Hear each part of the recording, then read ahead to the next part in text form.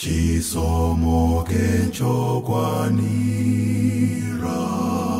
kuti pulumutsa fe chikondi chosefuka chaombola ifetu anasiya malo mwamba nafa imfa ya manyazi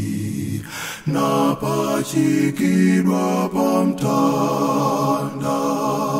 kuti tipulumuke chisomo kenchokwanira kuti pulumutsa fe chikondi chosefuka chaombola ifetu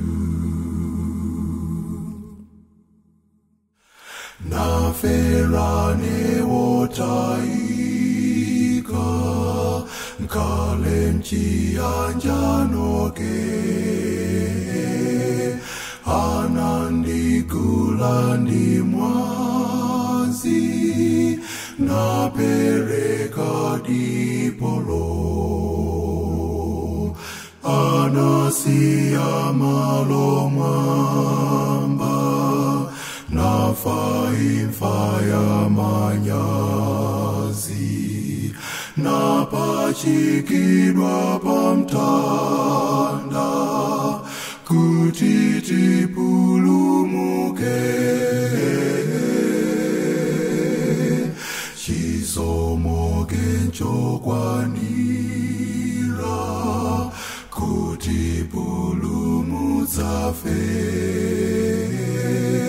chikondi chosefuka chaombola ifetu iye anatunduzidwa nakwazidwa mtitimo natula moyo wake kuombola ifetu anasiya malo mwamba nafa imfa ya manyazi napachikidwa pamtanda kuti tipulumuke chisomo kenchokwanira kuti pulumutsa fe chikondi chosefuka chaombola